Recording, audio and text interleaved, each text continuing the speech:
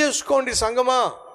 మనం దేవుని దగ్గరకు వచ్చి ఏదైనా దేవుని ముందు మనం మనవి చేస్తున్నప్పుడు మనం ఏమైతే అడుగుతున్నామో దాన్ని పొందుకోవడానికి అర్హమైనటువంటి స్థితి మనం కలిగి ఉన్నామా?